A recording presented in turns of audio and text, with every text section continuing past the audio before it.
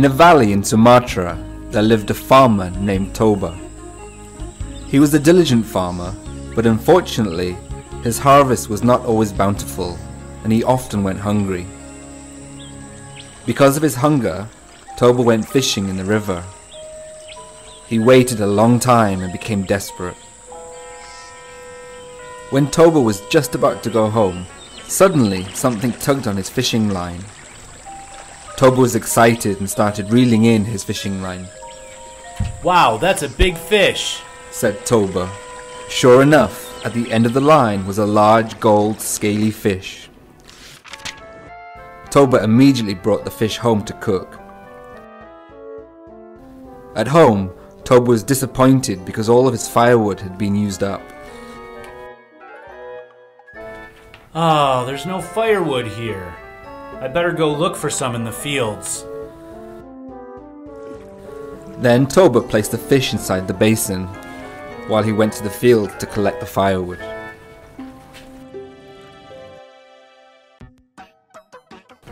"I will eat well today," said Toba while carrying the firewood behind the house. He lit the fire, but when Toba went to take the fish, he was surprised.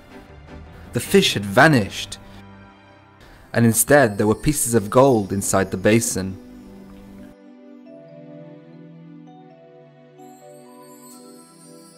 "Where's my fish?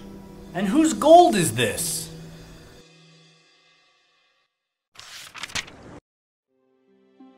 Then, when Toba opened the door of his room, he was surprised. There was a tall woman combing her long hair in front of a mirror. "This woman is so beautiful. Hey, who are you?" asked Toba. The woman turned around and Toba was fascinated. Toba had never seen a woman as beautiful as her. "I am the incarnation of the fish you caught earlier. The gold coins were my scales." Toba was confused. The woman smiled. "I am cursed by the gods to be a fish, but thanks to you, the curse is gone now.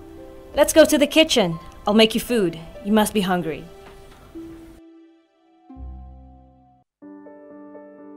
Toba followed her to the kitchen.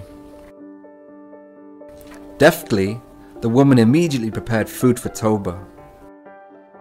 Toba was amazed by the woman's brilliance in the kitchen. He said to himself, "If only she wanted to be my wife." Apparently, the woman could read Toba's mind. "I want to be your wife, but I have one condition," said the woman. After finishing his food, Toba was shocked to hear what she said. "Just say it. What's the condition?"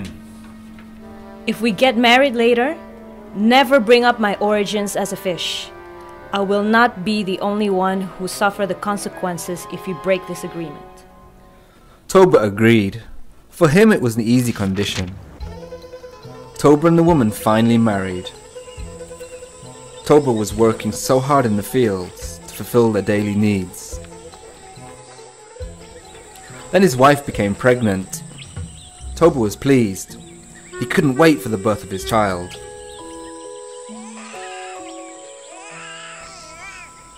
Not long after, a baby boy was born. Toba named him Samosir. Samosir grew into a naughty, lazy child. All he did was play around. Toba tried to be patient with Samosir's behavior.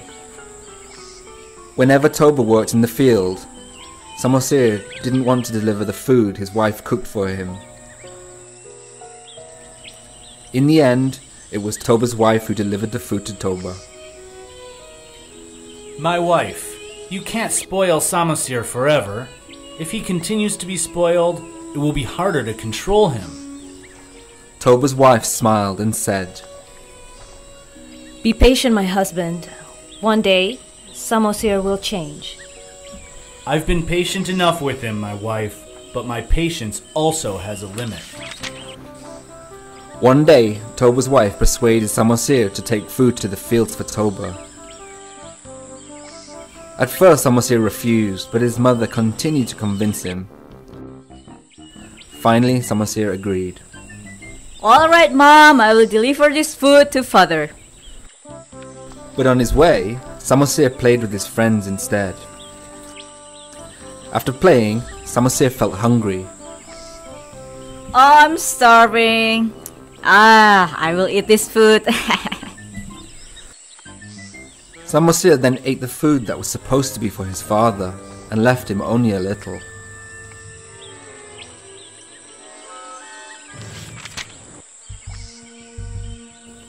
In the fields, Toba couldn't wait any longer. He was starving. Moreover, he didn't have time to have breakfast because a lot of work needed to be done that day. In the distance, Samosir came running. Where have you been, Samosir? Daddy has been waiting for you a long time. Samosir did not answer and immediately gave him the food. Toba was surprised to find only the leftovers. Hey, Samosir, have you eaten Daddy's food? Your behavior is out of line. You little fish, come here. Toba was angry at Samosir, without realizing he had spoken of the restrictions his wife had previously warned him of. Toba hit Samosir until he cried loudly. Samosir then ran to the house. Mother! Mother! At home, Samosir told everything to his mother. Mother! Father said that I'm the child of a fish. Is it true, Mom? Toba's wife felt sad because Toba had brought up her origins. Then she told Samosir to run up the hill. Samosir, quick! Run up to the hill, son, before the flood comes. Okay, Mom? Samosir obeyed her. Immediately the sky was dark and lightning struck. A flood appeared from the river.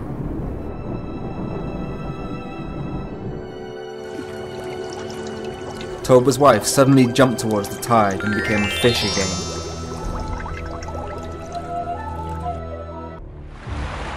Toba, who was working in the fields, was shocked to see the flood coming towards him.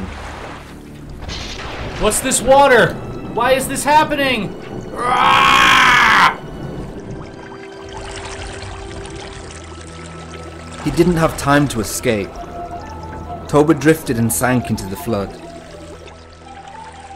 Soon the surge flooded the entire valley and left only the top of the hill in the middle where Samosir was hidden. The flood had created a lake, and Samosir became an island. That is why the lake is named Lake Toba, and the island in the middle is called Samosir.